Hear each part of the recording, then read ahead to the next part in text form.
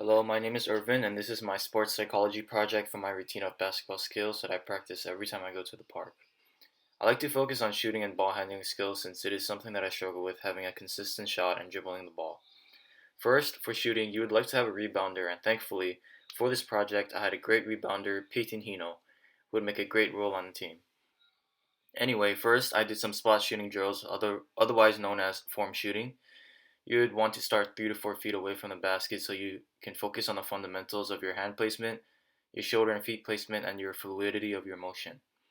I usually take 5 shots from the left, right, and middle of the basket. Then, after warming up with close range, I take 10 shots off the mid range from the baseline, wing, top of the key, opposite wing, and baseline, with a total of 50 shots. Then, after those shots, I like to take a pump fake and take one dribble to either the left or right so I can improve on shooting off the dribble, 5 on each side.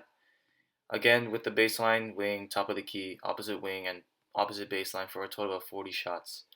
And lastly, I shoot 10 threes from the baseline, wing, top, opposite wing, and opposite baseline for a total of 50 shots.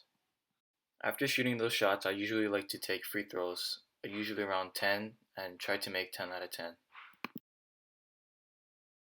For ball handling, I usually go from baseline to half court and back to the baseline doing floor touches with crossovers between the legs and behind the back. Then I go to quick combos with crossover between the legs for both left and right, and then I go between the legs behind the back for both left and right as well. And lastly, I go crossover behind the back for both left and right. For triple combos, I usually go double crossover between the legs, and I finish it off with a crossover between the legs behind the back. Something as simple as a 5-minute ball handling drill improved my ball handling skills a lot, and I feel more comfortable dribbling the ball, but I still need more practice.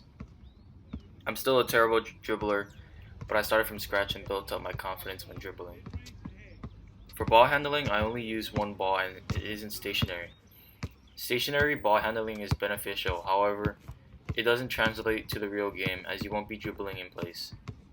In order to be able to improve your ball handling, dribbling on the move is more beneficial than stationary ball handling, since the hand placement on the ball is crucial to in-game situations.